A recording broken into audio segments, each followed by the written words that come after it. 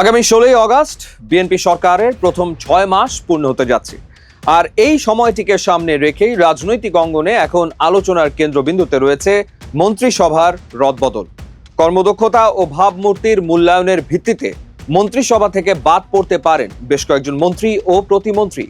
কারা হারাচ্ছেন তাদের পদ, আর নতুন করে মন্ত্রিসভায় যুক্ত হওয়ার দৌড়ে এগিয়ে আছেন কোন কোন হেভিওয়েট নেতা, আজকের ভিডিওতে আমরা বিস্তারিত জানবো এই রাজনৈতিক সমীকরণ নিয়ে। প্রধানমন্ত্রীর কার্যালয় সংশ্লিষ্ট সূত্র জানিয়েছে, গত 6 মাসে মন্ত্রীদের কার্যক্রম নিয়ে সরকারের ভেতরে ও বাইরে চলছে কঠোর পর্যালোচনা। বিভিন্ন মন্ত্রণালয়ের কাজের গতি, প্রশাসনিক দক্ষতা, জনসম্পৃক্ততা এবং অপ্রয়োজনীয় বিতর্কে জড়িয়ে পড়া সবকিছুই এই মূল্যায়নের আওতায় রয়েছে।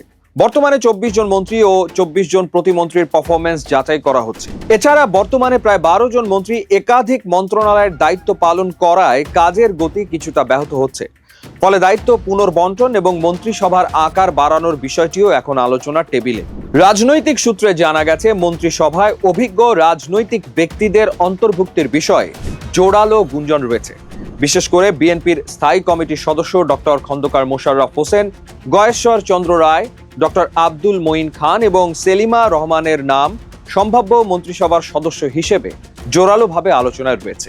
দলের ত্যাগী ও পরিচ্ছন্ন ভাবমূর্তির এই নেতাদের পাশাপাশি তরুণ ও দক্ষ সংসদ সদস্যদেরও বড় দায়িত্ব দেওয়ার কথা ভাবছে সরকার। মন্ত্রিসভায় নতুন মুখ হিসেবে যাদের নাম সবচেয়ে বেশি আলোচিত হচ্ছে, তাদের মধ্যে রয়েছেন বিএনপির মিডিয়া সেলের আহ্বায়ক অধ্যাপক ডাক্তার মওদুদ হোসেন আলমগীর পাভেল, প্রধানমন্ত্রীর উপদেষ্টা ও দলের সিনিয়র যুগ্ম মহাসচিব রুহুল কবির রিজভী, চেয়ারপারসনের উপদেষ্টা সৈয়দ মোয়াজ্জেম হোসেন আলাল, জাতীয় সংসদের হুইপ ABM আশরাফুদ্দিন নিজান এবং রকিবুল ইসলাম বকুল। তুলনামূলক ভালো পারফরমেন্স করা কয়েকজন প্রতিমন্ত্রী এবার পূর্ণ মন্ত্রী হিসেবে পদোন্নতি পেতে পারেন বলেও গুঞ্জন রয়েছে।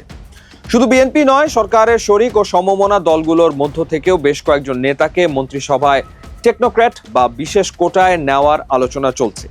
এ তালিকায় নাগরিক ঐক্যের সভাপতি মাহমুদুর রহমান মান্না, সংসদ সদস্য ব্যারিস্টার আন্দালিব রহমান পার্থ, শাহাদাত হোসেন সেলিম এবং বিপ্লবী ওয়ার্কার্স পার্টির সাধারণ সম্পাদক সাইফুল হকের নাম বিভিন্ন সূত্রে উঠে এসছে।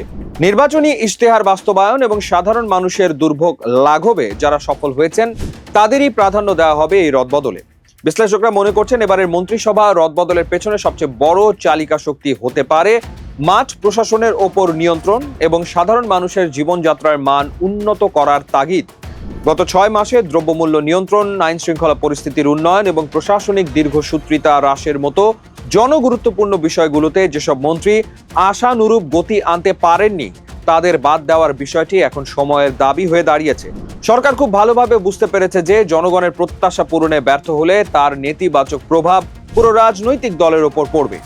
তাই যারা মাঠ পর্যায়ে নিজেদের জনপ্রিয়তা ও দক্ষতার প্রমাণ দিতে পারেননি, তাদের স্থলাভিষিক্ত করা হতে পারে অধিকতর দক্ষ ও গতিশীল মুখ দিয়ে। মন্ত্রিসভায় এই সম্ভাব্য পরিবর্তন কেবল প্রশাসনিক রদবদল নয়, বরং এটি একটি সুদূর প্রসারী রাজনৈতিক কৌশলও বটে।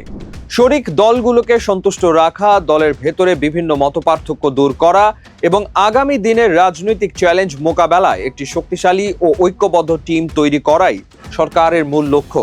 16 আগস্ট সরকারের প্রথম 6 মাস পূর্ণ হওয়ার পর এই রদবদল বাস্তবায়িত হলে দেশের সামগ্রিক রাজনীতিতে এক নতুন গতি বা মেরুকরণ দেখতে পাওয়া যাবে। শেষ পর্যন্ত প্রধানমন্ত্রী কার কার হাতে কোন মন্ত্রিত্বের ভার তুলে দেন এবং তা কতটা সফল হয়, সেটাই এখন দেখার বিষয়।